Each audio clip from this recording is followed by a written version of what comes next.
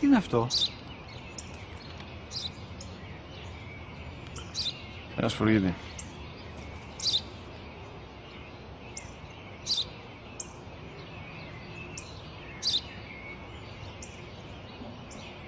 Τι είναι αυτό? Μόλις τώρα στο είπα, πατέρα, σπουργίτη είναι.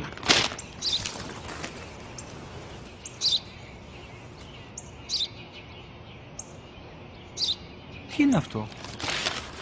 Ένα σπουργίτη είναι, πατέρα. Ένα σπουργίτη. Σπου-γι-τι!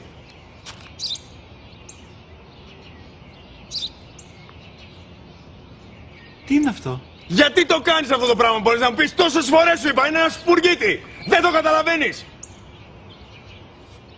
Πού πας?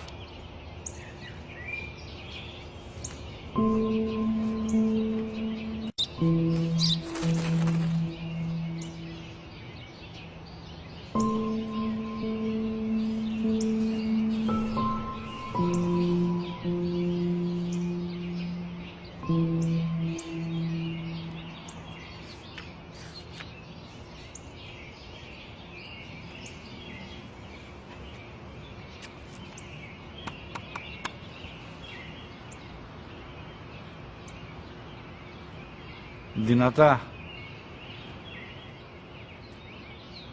Σήμερα ο μικρός μου γιος που πριν λίγες μέρες έκλεισε τα 3 καθόταν μαζί μου έξω στο πάρκο όταν ένα σπουργίτη ήρθε και κάθισε απέναντί μας.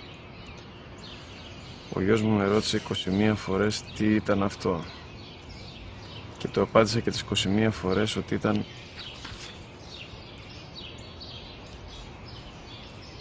ένα σπουργίτη.